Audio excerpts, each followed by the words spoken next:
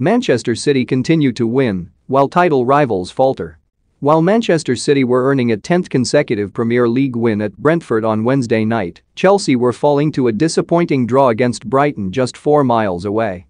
Two title hopefuls were playing in close proximity in West London, but, at the end of the night, the distance between the citizens and the chasing pack was anything but close.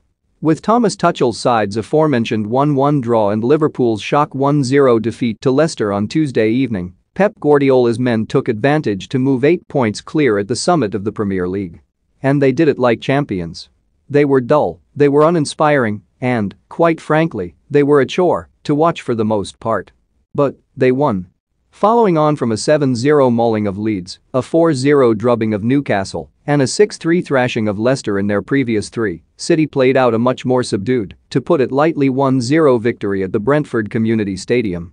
While the goals had previously been flowing for Guardiola's side, this win was built on pure defensive nous and solidity, spearheaded by the inexhaustible Fernandinho. The game-reading intelligence of fullbacks Joao Cancelo and Nathan Ake to stifle the Bees' diagonal and cross-field phases of play, and the relentless pressing of the front five.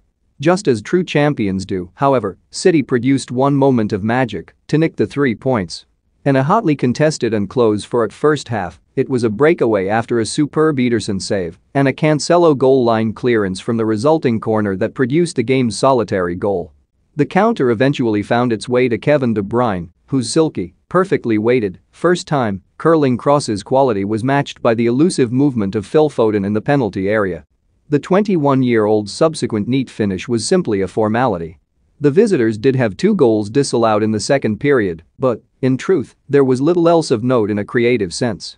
That's not to say they didn't deserve to walk away with smiles on their faces, although Guardiola himself was left anything but happy by the drab display of his glittering playing staff.